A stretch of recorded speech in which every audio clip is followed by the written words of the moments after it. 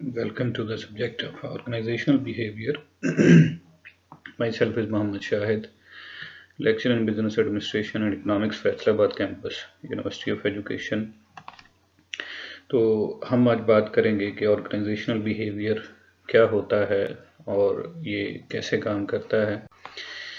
तो ये जो कोर्स है ये ऑफ़र किया जा रहा है BBA 6 ऑनर्स को और MBA 4th जो 3.5 इयर्स का जो डिग्री है उस थ्रू जो है वो किया जाता है। अब ऑर्गेनाइजेशनल बिहेवियर हम स्टार्ट करते हैं कि जी ऑर्गेनाइजेशनल बिहेवियर होता क्या है और ऑर्गेनाइजेशनल बिहेवियर का काम क्या है। ये बेसिकली लोगों के बिहेवियर के बारे में स्टडी है, इंडिविजुअली, ग्रुप की सूरत में, और जो स्ट्रक्चर हम ऑर्गेनाइजेशन का बनाते हैं कि उसमें लोग किस तरीके से बिहेव करते हैं। दो चीज़ें इसमें इम्पोर्टेंट है, एक है वर्क कि जी लोग काम किस तरीके से करते हैं, उनके एक्शंस, उनके रिएक्शंस, और वो एक्शंस और रिएक्शंस जो हैं वो किस चीज़ के साथ जो है वो बनते हैं। तो वो एक्शंस और रिएक्शंस जो हैं वो बेसिकली ऑर्गेनाइजेशन के स्ट्रक्चर के साथ बन रहे हैं। जो ऑर्गेनाइजेशन के स्ट्रक्चर के अंदर सारे उसके लॉज मौजूद हैं, उसकी रूल्स एंड रेगुलेशंस मौजूद हैं। तो उसके अंदर जो इंडिविजुअल्स का, ग्रुप्स का बिहेवियर है, तो हम उसकी स्टडी जो करते हैं वो ऑर्गेनाइजेशनल बिहेवियर जो है वो कहलाता है।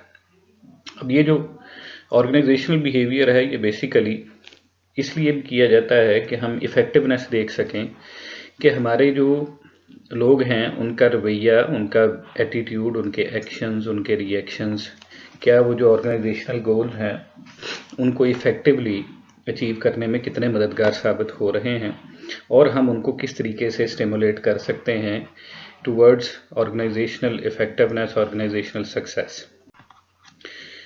तो इसमें सबसे पहले जो है तो हम इसमें आगे जो इसको चारों फंक्शंस को आगे हम इंशाल्लाह करते हैं डिस्कस। उससे पहले जो है कि ऑर्गेनाइजेशन को हम एक डिस्कस कर लें। तो पहले हमने उसको डिस्कस किया, तो अभी जो है उसकी क्लियर कट पिक्चर हमारे सामने है कि एक कॉन्शियसली कोऑर्डिनेटेड सोशल यूनिट है। तो ये अनकॉन्शियस नहीं है, ये हैपहैज़र्ड नहीं है, ये कुछ ऐसा नहीं है कि जी कुछ लोग इकट्ठे हुए और बस वो एक ऑर्गेनाइजेशन बन गई। ये एक बाकायदा प्लान्ड, एक कॉन्शियस जो है वो एफर्ट है कि लोग इस तरीके से इकट्ठे होते हैं, दो या दो से ज़्यादा लोग, जिनका मकसद, जिनका एक गोल, जिनका एक टारगेट, जिनका एक ऑब्जेक्टिव कॉमन होता है और उस कॉमन गोल, कॉमन ऑब्जेक्टिव को वो अचीव करना चाहते हैं।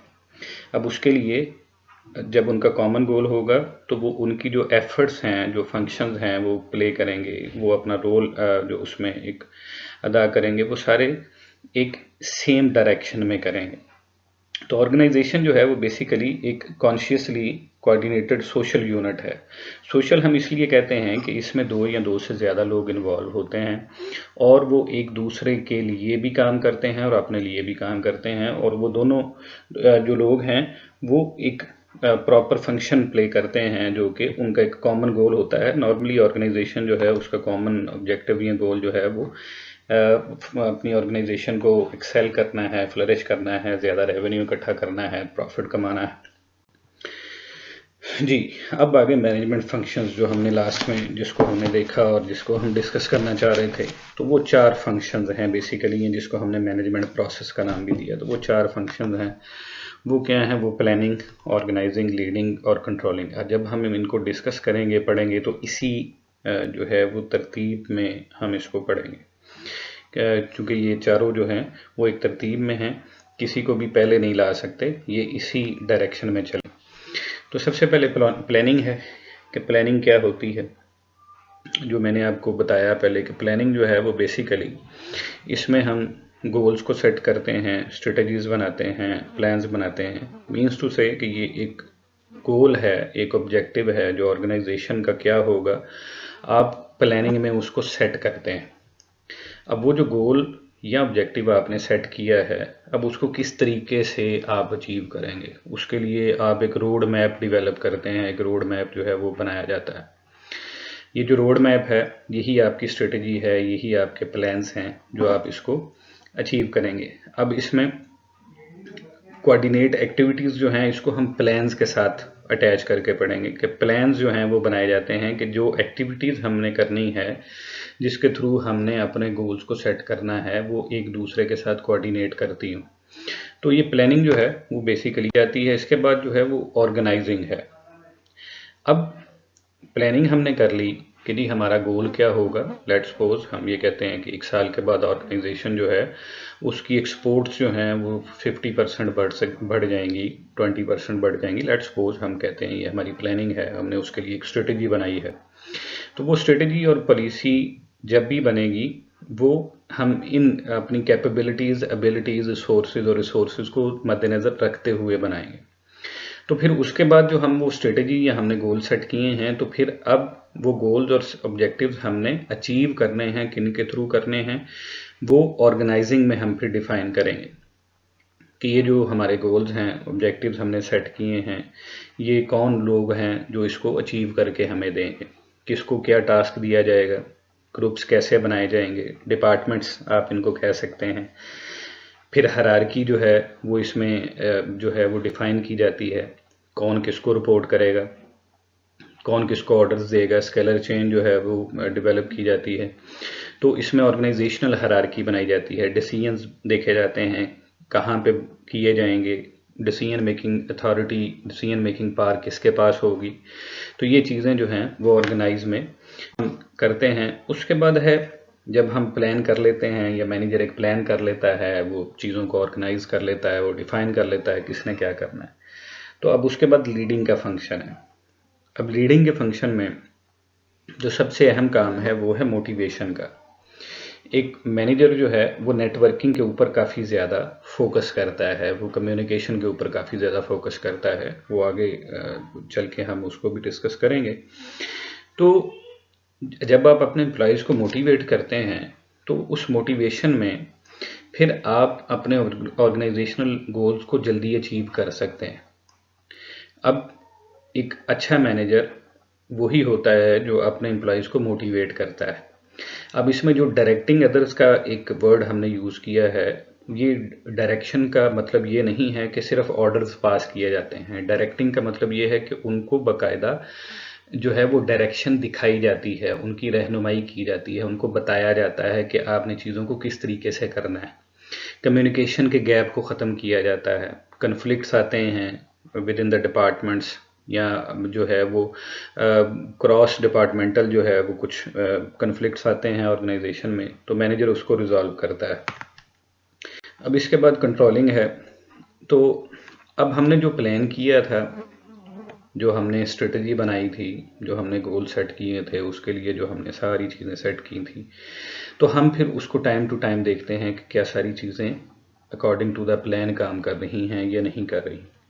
अगर वो अकॉर्डिंग टू द प्लान काम कर रही हैं तो हम उसको चलने देते हैं। अगर वो अकॉर्डिंग टू द प्लान नहीं काम कर रही तो किसी जगह पे हमें कुछ चेंज करने की ज़रूरत पड़ती है, तो हम उसको चेंज करते हैं। क्योंकि जब हम स्टार्ट में प्लान करते हैं, गोल सेट करते हैं, उसके लिए स्ट्रेटजीज बनाते हैं, तो हम उसको एक लॉन्ग टर्म गोल और लॉन्ग टर्म स्ट्रेटजी के तौर के ऊपर लेते हैं। लेकिन हम उसको एज इट इज़ चलने नहीं दे सकते कि जी हमने अगर वो गोल जो है वो अपना 2 साल के लिए हमने स्ट्रेटजी बनाई है या 5 साल के लिए बनाई है तो हम उसको 5 साल के बाद ही चेंज करेंगे, ऐसा नहीं है।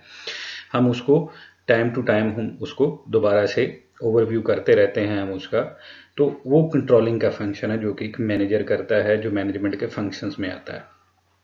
तो उसमें जहाँ पे हमें ये फील होता है किसी जगह पे कुछ चेंज करने की ज़रूरत है, किसी चीज़ को जो है वो तब्दील किया जा सकता है, किसी चीज़ को नई को ऐड किया जा सकता है, किसी फंक्शन को हम कर रहे थे जो सही से प्रॉपरली काम नहीं कर रहा। लेट्स सपोज हम ये कह सकते हैं कि हमारी जो मार्केटिंग की टीम थी वो उतने अच्छे तरीके से काम नहीं कर पा रही, या जो हमने मैनेजमेंट के टूल्स मार्केटिंग के टूल्स हमने जो यूज़ कर रहे हैं वो उस तरीके से सही इफ़ेक्टिवली काम नहीं कर रहे, तो हम उन टूल्स को चेंज कर लेते हैं।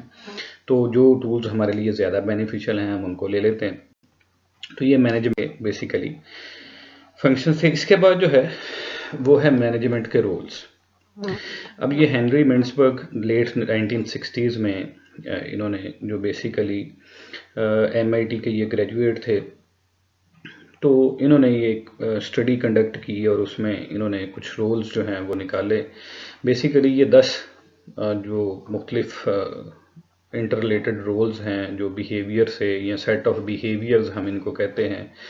तो ऑर्गेनाइजेशनल बिहेवियर में ये मैनेजर्स का बेसिकली सेट ऑफ बिहेवियर्स हैं जो 3 हैं, वो 10 हैं, जिसको प्राइमरली उन्होंने 3 में जो है वो आगे मेन नोट किया है, जो कि पहला जो है वो इंटरपर्सनल है, सेकंड इंफॉर्मेशनल है और थर्ड डिसीजनल है। इनकी आगे सब टाइप्स हैं। सबसे पहले है इंटरपर्सनल। तो इंटरपर्सनल में आगे उन्होंने कहा है कि जी सेट ऑफ बिहेवियर में 3 किस्म की जो सब टाइप्स हैं वो इंटरपर्सनल में होंगी। पहली जो है वो फिगर हेड है। तो ये जो फिगर हेड है ये एक सिंबॉलिक हेड है, जिसको एक मैनेजर को ये समझा जाता है कि वो रिप्रेजेंटेटिव है अपनी ऑर्गेनाइजेशन का। अब लीगल और सोशल नेचर की जितनी भी ड्यूटीज़ हैं, रूटीन ड्यूटीज़ हैं, वो इसी ने सर अंजाम देनी है। बाहर लोगों से जो डील करना है, जो उसने अपनी ऑर्गेनाइजेशन को रिप्रेजेंट करना है, ऑर्गेनाइजेशन से रिलेटेड जो भी चीज़ें डिस्कस की जाएंगी, जो पॉलिसी जो मैटर्स डिस्कस किए जाएंगे, वो यही मैनेजर जो है वो करेगा। अब जो लीडर है, लीडर का काम सबसे अहम जो होता है वो बेसिकली मोटिवेशन है, जो हम पीछे लीडिंग के फंक्शन में भी हम डिस्कस करके आए हैं कि लीडिंग के फंक्शन में सबसे अहम काम जो है वो लीडर का यही है कि वो अपने एम्प्लॉयज़ को मोटिवेट करेगा और डायरेक्शन देगा, रहनुमाई देगा। अब ये जो मोटिवेशन है ये काफ़ी इम्पोर्टेंट है। हमारे जो सब कॉन्टिनेंट में नॉर्मली जो हमारे बिहेवियरल एक प्रॉब्लम आता है मैनेजर्स में, वो ये आता है कि यहाँ पे मोटिवेशन की लैक ऑफ मोटिवेशन है। तो वो लैक ऑफ मोटिवेशन जो है वो काफ़ी प्रॉब्लमेटिक है। हमारे यहाँ पे मोटिवेशन जो है वो बहुत इम्पॉर्टेंट है, जो अपने एम्प्लॉयज़ को देना चाहिए किसी भी मैनेजर को। अब वो मोटिवेशन कैसे दी जाएगी, तो उसके लिए जो है वो हम बेसिकली डिस्कस करते हैं कि एक बॉस या एक लीडर में जो एक फिगर हेड होता है उसमें क्या डिफरेंस होता है। एक बॉस जो होता है वो नॉर्मली ऐसा नहीं है कि वो काम नहीं करता या वो एक मैनेजर नहीं होता, वो भी एक मैनेजर होता है, लेकिन वो नॉर्मली ये करता है कि वो मोटिवेट नहीं करता। वो किस सेंस में मोटिवेट नहीं करता, वो लोगों को ऑनरशिप नहीं देता, वो ऑनरशिप प्रोवाइड नहीं करता, और वो ये लोगों को ऑनरशिप जब नहीं मिलेगी तो वो उस बिज़नेस को अपना बिज़नेस नहीं समझेंगे, वो उस जॉब नेचर को अपनी जॉब नहीं समझेंगे। तो उनको मोटिवेट करना है और फिर उनको रहनुमाई देनी है। अगर किसी जगह पे कोई प्रॉब्लम आ रहा है या किसी जगह पे कोई प्रॉब्लम बन रहा है किसी एम्प्लॉय के लिए या उसको डील करने में, तो वो एम्प्लॉय जो है वो आप उसको डायरेक्शन प्रोवाइड करेंगे, आप उसकी रहनुमाई करेंगे कि इसको किस तरीके से किया जा सकता है। अब ये जो इंटरपर्सनल स्किल में लीडर का रोल है ये बहुत इंपॉर्टेंट रोल है। वो इसलिए इम्पोर्टेंट है कि लीडर जो है वो अपने एम्प्लॉयज़ को इस बात के ऊपर डायरेक्ट करता है, वो इस बात के ऊपर लेकर आता है कि वो ज़्यादा काम कर सकें, वो उनको ऑनरशिप प्रोवाइड करता है। अब इसके बाद लाइजन है, ये एक नेटवर्किंग है बेसिकली, कि वो उन लोगों के साथ अपना एक नेटवर्क मेंटेन करता है जो उसकी ऑर्गेनाइजेशन की के हवाले से, उसके काम के हवाले से किसी भी तरह से हेल्पफुल हो सकते हैं, फेवर प्रोवाइड कर सकते हैं, उसको इन्फॉर्मेशन दे सकते हैं या उसके लिए बेहतरी ला सकते हैं। तो ये जो इंटरपर्सनल रोल्स हैं वो ये हैं। इसके बाद है इंफॉर्मेशनल रोल। अब ये जो सेकंड मिन्सबर्ग का जो मेजर रोल है, इसकी आगे सब टाइप्स हैं 3। तो सबसे पहली जो टाइप है वो है मॉनिटर की। अब ये जो मॉनिटरिंग है ये इंफॉर्मेशनल में काफ़ी रोल है कि इंटरनल और एक्सटर्नल जितनी भी इंफॉर्मेशन होती है वो एक मैनेजर के पास आती है। अब वो मैनेजर जो है वो उस इंफॉर्मेशन को जब डिसमिनेट करेगा, लोगों तक पहुंचाएगा और उसको ट्रांसमिट करेगा। अब ट्रांसमिशन में 2 चीज़ें हैं कि ना सिर्फ वो उसको रिसीव करेगा और लोगों तक पहुंचाएगा, बल्कि वो उसकी इंटरप्रिटेशन जो है वो करके लोगों को देगा। वो उसकी इंटरप्रिटेशन इस सेंस में करेगा कि लोगों के लिए उस इंफॉर्मेशन को समझने में आसानी पैदा हो, वो उस इंफॉर्मेशन को ज़्यादा हेल्पफुल तरीके से ले सकें, वो उस इंफॉर्मेशन को ज़्यादा बेहतर तरीके से जो है वो रिसीव कर सकें, उसको इंटरप्रेट कर सकें और अपने काम में उसको ला सकें कि उसको किस तरीके से हेल्पफुल किया जा सकता है।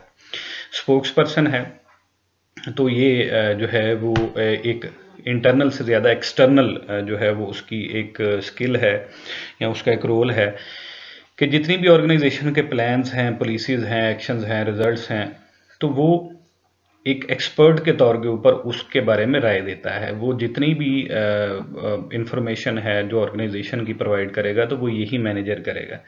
तो बेसिकली वो इंफॉर्मेशन प्रोवाइड करने में उसके पास इन सारी चीज़ों की एक दुरुस्त इंटरप्रिटेशन जो है वो होनी चाहिए। इसके बाद काफ़ी इम्पोर्टेंट रोल जो है वुमेन्सबर्ग का एक डिसीजनल रोल है एक मैनेजर का। उसमें सबसे पहला जो एंटरप्रेन्योर का है।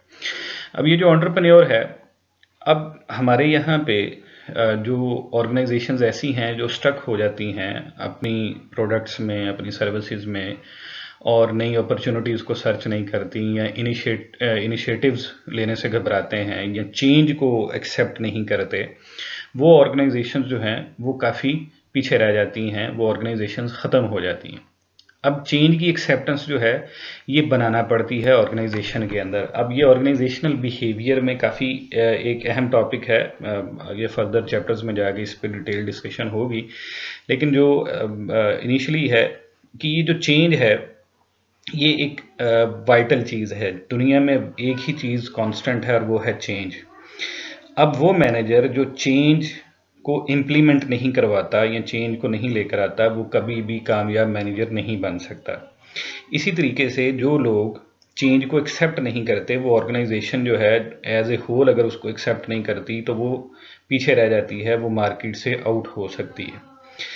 अब उसमें क्या है कि आप इनिशिएट करते हैं नए प्रोजेक्ट्स को, नई इनोवेशंस जो हैं वो लेकर आते हैं, नई जो है अपॉर्चुनिटीज़ को आप ढूंढते हैं, पुरानी अपॉर्चुनिटीज़ को नए तरीके से आप उनको एग्जीक्यूट करने की कोशिश करते हैं। तो अब ये मैनेजर ने डिसीजन करना है। अब वो ऑर्गेनाइजेशंस जहाँ पे ऐसे मैनेजर्स मौजूद हैं जो काफ़ी एंटरप्रेन्योरल स्किल्स रखते हैं और डिसीजन मेकिंग में वो नई अपॉर्चुनिटीज़ को कैच करना जानते हैं, या वो इनिशिएशन जो है वो काफ़ी उसमें लेते हैं, इनिशिएट करते हैं, नए प्रोजेक्ट्स को लॉन्च करते हैं, चेंज को जल्दी एक्सेप्ट करते हैं, तो वो ऑर्गेनाइजेशन जो हैं वो काफ़ी जल्दी फ्लरिश करती हैं, वो स्टेबल रहती हैं। इसके बाद जो है वो डिस्टर्बेंस हैंडलर है। अब ये जो डिस्टर्बेंस हैंडलर है ये इससे सिर्फ ये नहीं है कि जी ये कोई लड़ाई जो है वो पड़ती है, बल्कि डिस्टर्बेंस हैंडल का मतलब ये कि अनएक्सपेक्टेड कुछ ऐसे सर्कमस्टांसेस आ जाते हैं, जस्ट लाइक जैसे हमारे यहाँ पे आजकल जो है वो कोरोना वायरस की वजह से ऑर्गेनाइजेशंस को बंद कर दिया गया, कुछ ऑर्गेनाइजेशंस को मिनिमाइज़ करने की बात की गई कि कम से कम लोगों के साथ आप जो है वो अपने बिजनेस को रन कर सकते हैं। जस्ट लाइक जैसे हमारे बैंकिंग सेक्टर है, तो ये भी एक डिस्टर्बेंस है। तो अब जो हमारे मैनेजर्स हैं, बैंक मैनेजर्स हैं, वो इसको हैंडल करेंगे। वो किस तरीके से हैंडल करेंगे, तो वो एक रिस्पॉन्सिबिलिटी शो करेंगे कि जो प्रिकॉशनरी मेजर्स हैं वो लिए जाएंगे, वो अपनी ब्रांच को सेव करने के लिए जो है वो गवर्नमेंट की जो रूल्स एंड रेगुलेशंस है उसको अप्लाई करेंगे। तो उस तरीके से वो एक अपनी ब्रांच के बिजनेस को डिस्टर्ब होने से भी बचा सकते हैं। रिसोर्स एलोकेटर है, तो जो प्लानिंग हमने की, जो हमने अपनी स्ट्रेटजीज बनाई थी, उसमें प्लानिंग में हमने रिसोर्स को भी एलोकेट करना है। अब उन रिसोर्सेज में सिर्फ आपके फाइनेंशियल रिसोर्सेज नहीं हैं, बल्कि ह्यूमन रिसोर्सेज भी हैं कि किस शख्स को कहाँ पे लगाया जाएगा। तो यहाँ पे ह्यूमन रिसोर्स जो है वो मैनेजमेंट काफ़ी इंपॉर्टेंट है इस जगह पे रिसोर्स एलोकेटर में। तो क्योंकि हमारे जो ह्यूमन रिसोर्स है वो बहुत अहम रोल प्ले करती है ऑर्गेनाइजेशन गोल्स को अचीव करने में। इसके बाद निगोशिएटर है, जो ऑर्गेनाइजेशन एक्सटर्नल इन्वायरमेंट में और इंटरनल इन्वायरमेंट में हमारी जो यूनियंस हैं या हमारे एम्प्लॉयज़ की फेडरेशंस हैं, उन सब के साथ जो है वो रिस्पॉन्सिबल होता है, क्योंकि ये रिप्रेजेंटेटिव है ऑर्गेनाइजेशन का। तो ये उनके साथ तमाम मामलात को सेटल डाउन करता है, उनके साथ जितने भी रूल्स एंड रेगुलेशंस को डिस्कस किया जाएगा, नई चीज़ों को इम्प्लीमेंट किया जाएगा, तो उसकी एक्सेप्टेबिलिटी बनाने के लिए निगोशिएट जो है वो मैनेजर। अब इसके बाद मैनेजमेंट की स्किल्स हैं कुछ। तो मैनेजमेंट स्किल्स में अब एक टेक्निकल स्किल है, ह्यूमन स्किल है और कंसेप्चुअल स्किल है। तो बेसिकली हम इसका एक शॉर्ट सा ओवरव्यू लेंगे। तो टेक्निकल स्किल जो है वो स्पेशलाइज्ड नॉलेज या एक्सपर्टीज से रिलेटेड है कि आपके पास जो है जो काम आप कर रहे हैं उसका कितना नॉलेज है, वो डिग्री है आपके पास, या उससे रिलेटेड जो आपके पास स्किल्स हैं वो कितनी हैं। ह्यूमन स्किल्स हैं, ये ऑर्गेनाइजेशनल बिहेवियर के पॉइंट ऑफ व्यू से मोस्ट इम्पॉर्टेंट स्किल है ह्यूमन स्किल।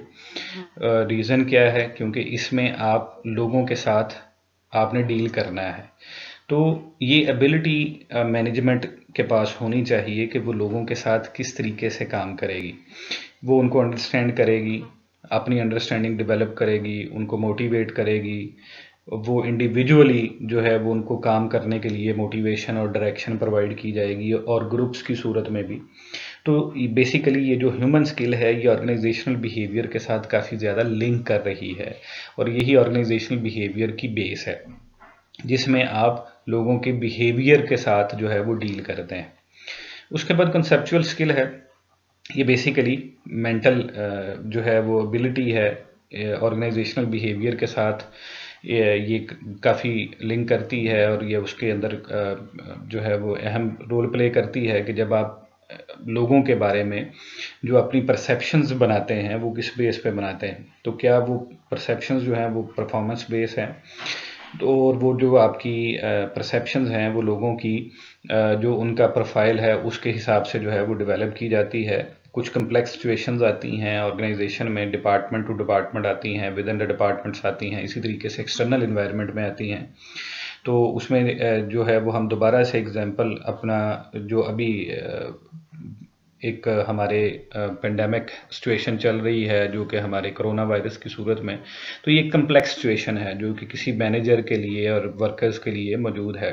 इसमें लोगों के बिहेवियर को इसने काफ़ी जो है वो अफेक्ट किया है, लोगों में एक खौफ पाया जाता है, लोग जो है वो काम करने से, वर्क प्लेस पे जाने से, इकट्ठे होने से, तो इसमें उस खौफ को फिर मिनिमाइज किया जाएगा।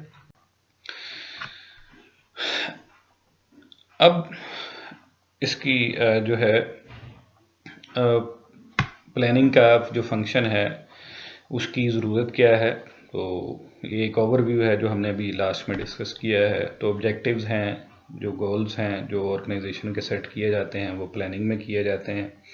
पॉलिसीज़, प्रोसीजर्स और मेथड्स, अब इसको सिंपली मैं ऐसे डिफ़ाइन कर सकता हूँ कि आप एक गोल सेट करते हैं और उस गोल को किस तरीके से अचीव किया जाएगा वो रोड मैप आप बनाते हैं। उस रोड मैप में उसके प्रोसीजर्स, उसके लॉज, उसके रूल्स, उसके रेगुलेशंस, वो सारी चीज़ें जो शामिल हैं। अब दूसरा इसका क्वेश्चन है कि where should actions take place and who should do what work. तो ऑर्गेनाइजिंग में है, हम काम को जो है वो टास्क में छोटे छोटे टास्क बना देते हैं, हम ग्रुप्स की सूरत में बना देते हैं, हम वर्क असाइनमेंट्स में उसको जो है ब्रेक डाउन कर देते हैं, और हम उसमें मैनेजमेंट को जो है वो अथॉरिटी दे देते हैं, और उसकी छोटे छोटे ग्रुप्स की सूरत में हम उसको डिवाइड कर देते हैं। थर्ड है जी कि हमारे जो लीडिंग है, तो वो है कि why and how should group members perform there task. तो वो जो हमारा लीडिंग का था कि जिसमें हम लीडरशिप प्रोवाइड करेंगे, मोटिवेट करेंगे, लोगों को कम्युनिकेट करेंगे, उनकी डेवलपमेंट करेंगे, और उसमें हम इनोवेशन जो है वो लेकर आएंगे।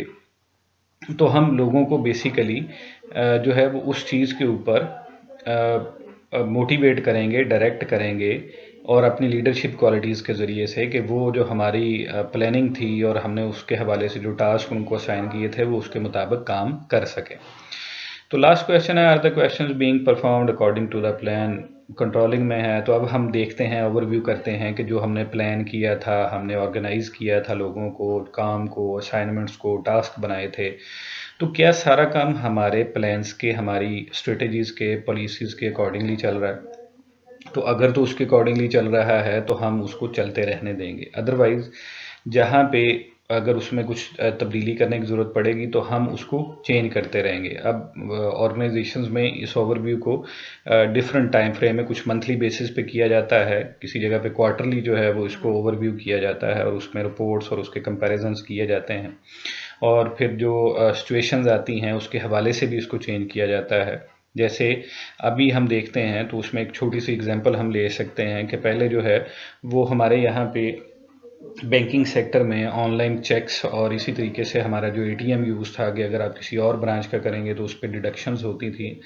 अभी चूँकि एक पेंडेमिक सिचुएशन है और हमारे यहाँ पे कोरोना वायरस की वजह से काफ़ी ज़्यादा प्रॉब्लम्स आ रही हैं और लोग जो हैं वो एक खौफ का शिकार हैं, तो उस चीज़ को लोगों के इकट्ठे होने को और लोगों की एक जगह पे आने को रोकने के लिए और लोगों के सफ़र को कम करने के लिए, उनके घर से बाहर से निकलने के लिए उनकी ऑनलाइन बैंकिंग को फ्री कर दिया गया।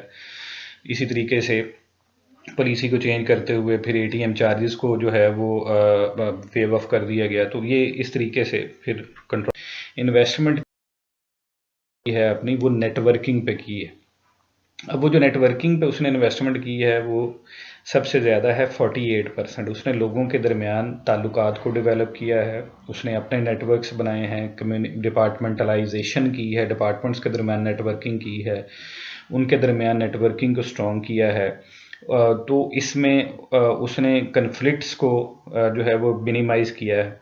अब जो इफ़ेक्टिव मैनेजर है, अब इफ़ेक्टिव मैनेजर बिल्कुल एक डिफरेंट हमें पिक्चर दे रहा है, जो कि सबसे ज़्यादा हमें आउटपुट दे रहा है और सबसे ज़्यादा ऑर्गेनाइजेशन को जो है वो प्रमोट करने में हेल्पफुल है। वो इफ़ेक्टिव मैनेजर ने ट्रेडिशनल मैनेजमेंट को कम टाइम दिया है, 19% है, 11% सिर्फ जो है वो नेटवर्किंग को दिया है, 26% ह्यूमन रिसोर्स मैनेजमेंट जिसमें लोगों की हायरिंग, स्टाफिंग, उनकी डेवलपमेंट, ट्रेनिंग, जॉब अप्रेजल, वो सारी चीज़ें शामिल हैं। और जो सबसे ज़्यादा उसने टाइम दिया है वो है कम्युनिकेशन में। तो कम्युनिकेशन में उसने सबसे ज़्यादा टाइम इन्वेस्ट किया है और सबसे ज़्यादा, तो वो इफ़ेक्टिव है। अब इसमें हम देखें तो जो एवरेज मैनेजर है वो ट्रेडिशनल मैनेजमेंट को ज़्यादा कर रहा है। तो मौजूदा दौर में अगर हम सक्सेसफुल और इफ़ेक्टिव मैनेजर्स के कंपैरिजन को देखें तो सबसे ज़्यादा सक्सेसफुल मैनेजर वो हमें नज़र आ रहा है जो सबसे ज़्यादा टाइम दे रहा है नेटवर्किंग को, जिसने सबसे ज़्यादा सोशलाइजिंग की है, जिसने पॉलिटिकिंग सबसे ज़्यादा की है। लेकिन इफ़ेक्टिव मैनेजर वो है जो ऑर्गेनाइजेशन को सबसे ज़्यादा बेनिफिशियल है ऑर्गेनाइजेशन के लिए, वो है जिसने कम्युनिकेशन को ज़्यादा स्ट्रॉन्ग किया है, जिसने लोगों से इंफॉर्मेशन को हाइड नहीं किया, जिसमें जो भी इंफॉर्मेशन आई है उसको रिसीव करके उसको इंटरप्रेट करके एक बेहतर सूरत में आगे ट्रांसफर किया है। अब ऑर्गेनाइजेशनल बिहेवियर में जो कुछ डिसिप्लिन्स हैं जिन्होंने कंट्रीब्यूशन की है वो बेसिकली 4 हैं। साइकोलॉजी है, सोशल साइकोलॉजी है, सोशियोलॉजी है और एंथ्रोपोलॉजी है। अब ये एक पिक्चर है जो मैंने आपके साथ शेयर की है टूवर्ड्स एन ओबी डिसिप्लिन। ये उनकी कंट्रीब्यूशन है। बिहेवियरल साइंसेज में बेसिकली ये चारों चीज़ें आती हैं, साइकोलॉजी, सोशल साइकोलॉजी और सोशियोलॉजी और एंथ्रोपोलॉजी।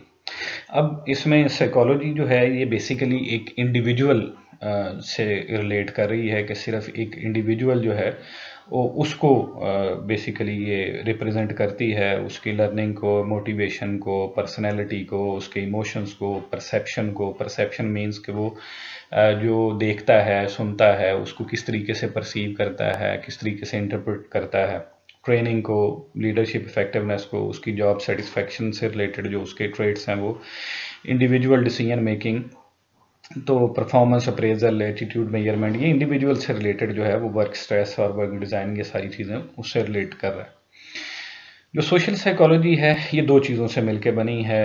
ये बेसिकली ये सोशल साइकोलॉजी ग्रुप को रिप्रेजेंट करती है कि ग्रुप की साइकी क्या है। तो ये सोशियोलॉजी और साइकोलॉजी, उन दोनों से ये हम इसको सोशल साइकोलॉजी का नाम देते हैं। ये एक एटीट्यूड चेंज और बिहेवियरल चेंज और कम्युनिकेशन और ग्रुप के डिसीजन मेकिंग और उसकी प्लानिंग से रिलेटेड और उसके प्रोसेस से रिलेटेड डिस्कस करती है। कम्युनिकेशन, पावर, कन्फ्लिक्ट और इंटर ग्रुप बिहेवियर्स को रिप्रेजेंट किया जाता है। अब इसके बाद जो है वो सोशियोलॉजी है। अब ये जो सोशियोलॉजी है ये बेसिकली लिंक कर रही है हमारी सोशल इन्वायरमेंट और कल्चर के साथ। जो लोग लिंक करते हैं ये उनको उनसे रिलेटेड जो है वो स्टडी है।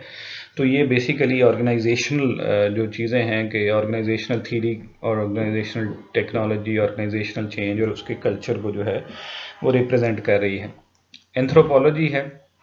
अब ये जो एंथ्रोपोलॉजी है ये बेसिकली सोसाइटीज़ और वहाँ पे बसने वाले लोग और उनकी एक्टिविटीज़ के बारे में जो है वो हमें बताती है। कंपैरेटिव वैल्यूज़, अब दुनिया जो है वो एक ग्लोबल विलेज बन चुकी है, तो ये मर्जर्स और एक्विजिशन जो बेसिकली होती हैं कि दूसरे मुल्कों के साथ और इसी तरीके से इंटरनेशनल बिजनेस में, तो वहाँ पे जो डिफरेंट कल्चर्स हैं, लोगों के डिफरेंट एटीट्यूड्स हैं, क्रॉस कल्चरल एनालिसिस जो हैं वो एंथ्रोपोलॉजी में जो है वो किए जाते हैं। तो अब इसको मैं अगर एक शॉर्ट फॉर्म में कहूँ तो जो एक साइकोलॉजी है वो बेसिकली मेजर करती है और एक्सप्लेन करती है और चेंज को शो करती है, जो कि एक ह्यूमन और एनिमल्स के दरमियान में जो बिहेवियर के उनके जो चेंज आती है उसके बारे में, एक इंडिविजुअल के बारे में स्टडी जो है वो ये साइकोलॉजी करती है। अब जो सोशल साइकोलॉजी है, ये सोशल साइकोलॉजी जो है ये साइकोलॉजी और सोशियोलॉजी जो मैंने पहले आपको कहा कि उन दोनों से मिलकर बनी है, और ये लोगों का एक दूसरे के ऊपर जो असर होता है उसको रिप्रेजेंट करती है कि एक ग्रुप किसी इंसान के ऊपर किस तरीके से इम्पेक्ट करता है। इसी तरीके से एक जो कल्चर है, एक सोसाइटी है, तो वो लोगों के ऊपर किस तरीके से इम्पेक्ट करती है।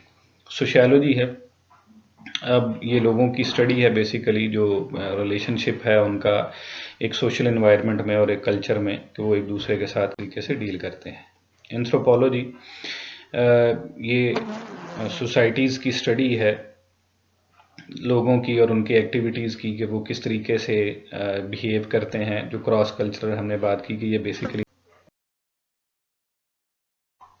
3 लेवल्स में, अब जो वो बेसिकली इसके 3 लेवल्स हैं ओबी के। तो पहला है जो बेसिकली एक इंडिविजुअल और उसके ग्रुप को हम डिस्कस करते हैं कि किसी भी ऑर्गेनाइजेशन में मौजूद जो एक एम्प्लॉई है या ग्रुप ऑफ एम्प्लॉयज़ है वो किस तरीके से बिहेव कर रहा है, वो किस उनके एटीट्यूड को, उनके एक्शंस और रिएक्शंस की स्टडी की जाती है। सेकंड जो है वो इम्पैक्ट है ऑर्गेनाइजेशनल स्ट्रक्चर का ह्यूमन बिहेवियर के ऊपर। अब एक ऑर्गेनाइजेशनल स्ट्रक्चर है जो काफ़ी ज़्यादा एम्पावर करता है एम्प्लॉइज़ को, तो वहाँ पे लोगों का एटीट्यूड डिफरेंट होगा। एक ऐसा स्ट्रक्चर है जिसमें लोगों को काफ़ी ज़्यादा जो है वो डिसीजन मेकिंग में शामिल किया जाता है। एक ऐसा स्ट्रक्चर है जिसमें लोगों को ऑनरशिप जो है वो काफ़ी ज़्यादा दी जाती है, जिसमें उनको डिसीजन मेकिंग में शामिल किया जाता है। वहाँ पे लोगों का बिहेवियर डिफरेंट होगा। एक ऑर्गेनाइजेशन ऐसी है जहाँ पे इनोवेशंस को, चेंज को एक्सेप्ट नहीं किया जाता, नए इनिशिएटिव्स नहीं लिए जाते, तो डेफिनेटली उसमें फिर लोगों का बिहेवियर जो है वो और तरीके से होगा। अब इसकी भी स्टडी जो है वो नेक्स्ट हम इंशाल्लाह करते हैं। उसके बाद जो है वो application of knowledge to achieve organisational effectiveness है। इसके बाद हैं रोल्स। ऑर्गेनाइजेशनल बिहेवियर के रोल्स क्या होंगे, तो इसमें और भी ऐड किए जा सकते हैं। ये कुछ जो मैंने सर्च आउट किए हैं, जो लिखे हैं, तो ये एक ऑर्गेनाइजेशनल स्ट्रक्चर इफेक्टिव बनाने में हमारी हेल्प करते हैं कि हम एक इफेक्टिव ऑर्गेनाइजेशनल स्ट्रक्चर कैसे बना सकते हैं। अथॉरिटी को डिफ़ाइन करते हैं, पावर को डिफ़ाइन किया जाता है, और इसमें स्टेटस को जो है उसको डिफ़ाइन किया जाता है। ग्रुप्स को किस तरीके से बनाया जाएगा, उन लोगों को मोटिवेशन जो है वो इससे दी जाती है, लीडरशिप जो है वो फ्राहम की जाती है, कन्फ्लिक्ट को हल जो है वो रिजॉल्व करने में ये ऑर्गेनाइजेशनल बिहेवियर की स्टडी जो है वो हमारी लिए हेल्पफुल है। ऑर्गेनाइजेशनल डेवलपमेंट जो है, ऑर्गेनाइजेशनल चेंज और कंट्रोल और प्रोजेक्ट सिलेक्शन, तो ये सारे रूल्स जो हैं वो ऑर्गेनाइजेशन भी डिफाइन किया है, तो वो मैंने रेफरेंस बुक के ऊपर इसके साथ ऐड कर दिए। तो होपफुली आपको ये कॉन्सेप्ट्स जो हैं वो क्लियर हो गए होंगे। तो thank you very much, this is all from my side, और अल्लाह आपके लिए आसानियाँ पैदा करे। Thank you very much.